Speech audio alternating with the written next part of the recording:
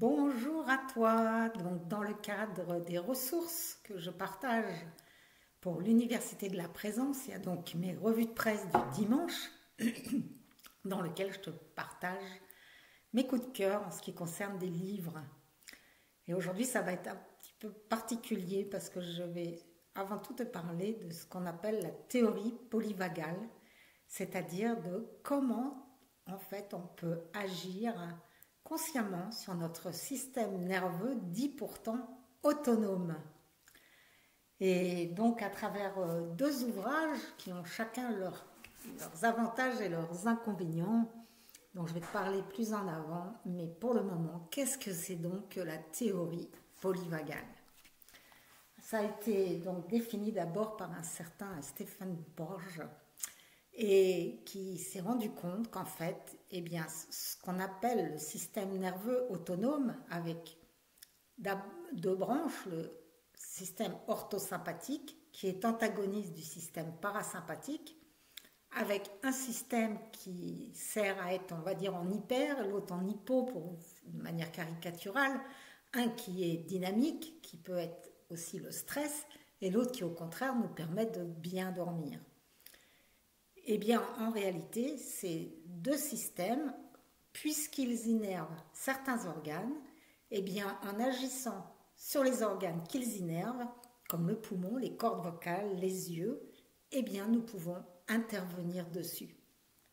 Et moi, je croyais que dans notre fonction biologique de survie, seule la respiration pouvait être consciemment modifiée par notre présence de manière à agir sur notre physiologie et agir par exemple sur aussi nos battements du cœur, c'est le cas de la cohérence cardiaque, et agir sur le stress. Et là, j'ai découvert qu'on pouvait agir sur notre physiologie de base, notre physiologie de survie, en activant notre système parasympathique. C'est ce qui s'appelle la théorie polyvagale. Donc, je l'ai découvert donc, à travers deux livres. Le premier qui s'appelle S'ancrer dans la sécurité de Deb Dana, qui présente une manière de l'expliquer que je trouve très agréable, et d'ailleurs je vais te lire quelques extraits pour que tu comprennes de quoi il s'agit, et par contre qui ensuite n'a qu'une approche mentale du sujet en te faisant faire plein de tests pour savoir où tu te situes, comment tu peux mentalement changer les choses. Et franchement, moi, je n'ai même pas réussi à le lire jusqu'au bout. Et ensuite, il y a un autre qui s'appelle Stimuler le nerf vague pour faciliter la guérison. Un beau titre, hein, de Stanley Rosenberg. Et lui qui propose quelques exercices qui est très complet, mais qui intéresse peut-être plus les thérapeutes parce qu'il parle énormément de pathologies. Cas numéro 1, cas numéro 2. Et franchement, je me suis aussi ennuyée. Alors, est-ce que je vais te parler de livres aujourd'hui? Eh bien, pas complètement. Je vais juste t'informer que cela existe, cette théorie polyvagale, que l'on peut intervenir pour favoriser, stimuler notre nerf vague pour acquérir un meilleur sentiment de sécurité intérieure, favoriser nos relations sociales, nous ancrer vraiment dans la sécurité intérieure. Et il y a une vidéo que j'ai trouvée sur Internet de Gaëtan Klein qui propose 7 exercices, 7 jours de la semaine, 7 exercices qui durent 10 minutes, qui te permettent, eh bien, tout simplement d'expérimenter si les exercices qui vont mettre ton nerf vague en stimulation t'aident ou pas pour acquérir un meilleur sommeil, une meilleure sécurité intérieure. Donc aujourd'hui, j'ai surtout envie de te parler de cette théorie polyvagale pour qu'ensuite tu puisses te faire ta propre opinion. Ne me dis pas que je n'ai pas enregistré. Non. Pardon.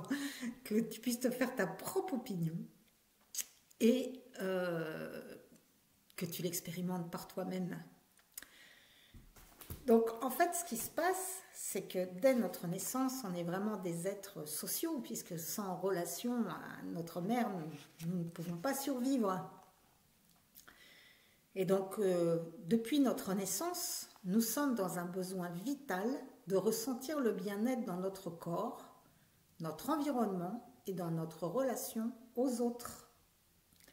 Le système nerveux autonome est notre système de surveillance personnelle, toujours sur ses gardes, qui se pose immuablement cette question. Est-ce sûr?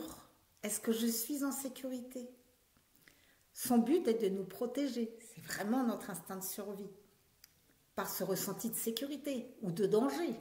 Si je suis en danger, instinctivement, j'ai 3 réflexes de survie qui sont la fuite, donc j'ai besoin de beaucoup d'adrénaline pour courir vite, l'agression, de la même manière, je dois être très rapide, et éventuellement, la 3e stratégie, c'est l'inhibition. Ça, c'est quand on est à high level de stress. Donc cette écoute se produit sans que nous y portions attention et en dehors de notre contrôle conscient.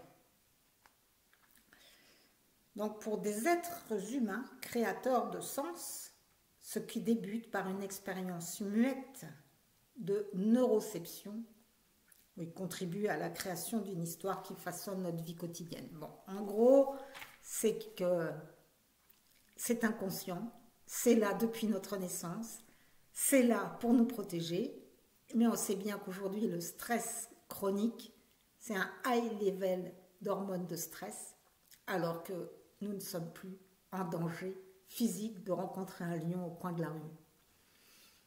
Et donc, ce qui se passe, c'est qu'il a été défini comme une échelle de valeurs sur le plan de la ressenti de la sécurité intérieure.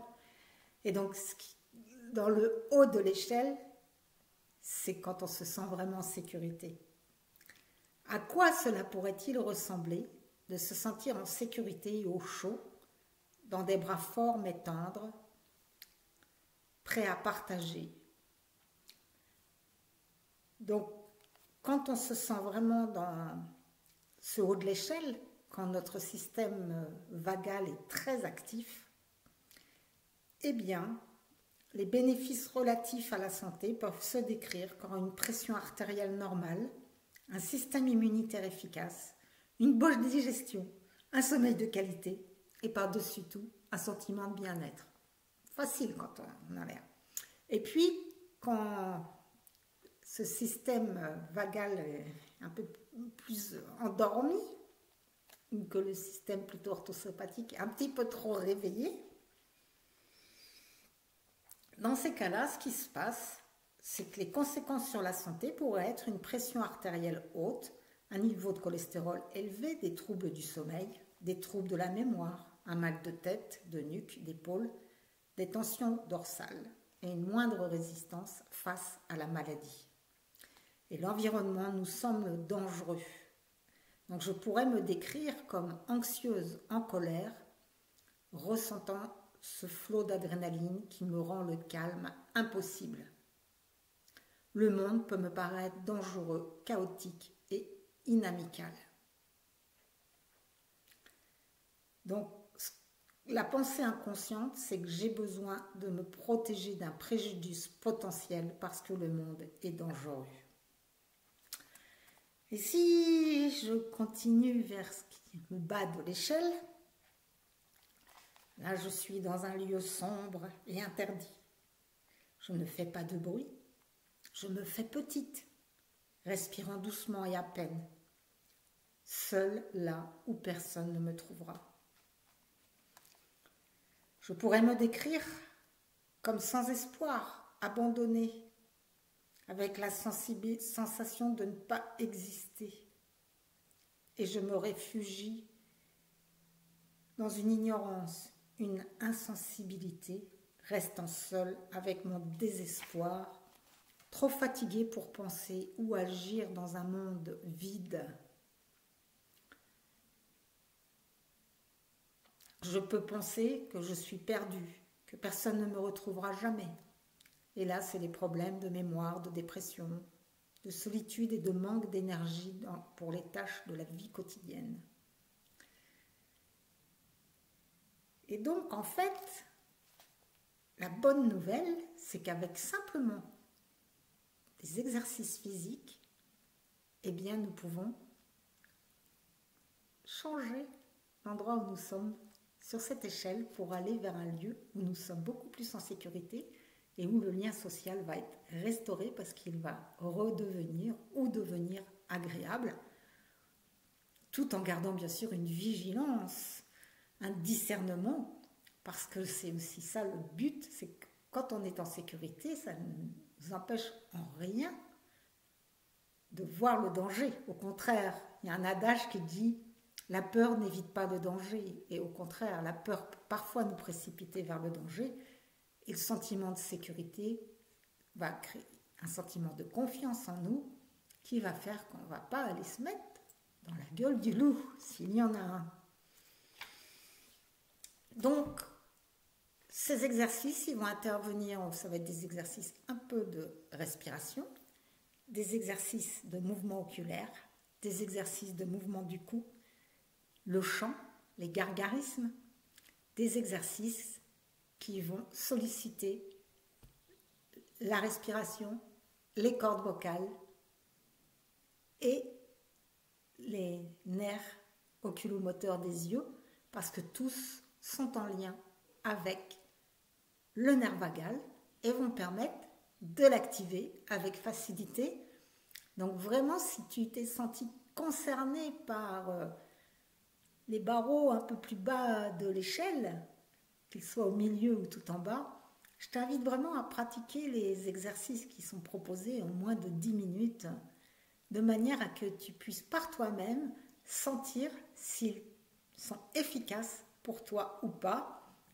Et je t'invite aussi à te renseigner par toi-même sur cette théorie polyvagale qui te permet de t'ancrer dans la sécurité intérieure et de faciliter la guérison, qui sont deux titres assez ambitieux et bien américains.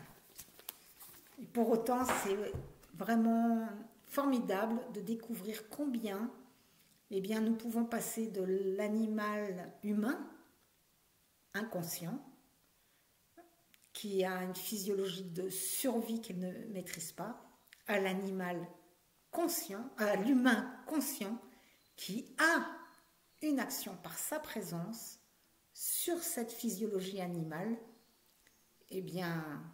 pour le sécuriser, cet animal humain, pour en prendre soin et pour améliorer sa santé sur tous les plans. Merci. Donc le lien sera dans le descriptif de la vidéo ci-dessous pour que tu puisses pratiquer les exercices proposés par Gaëtan Klein.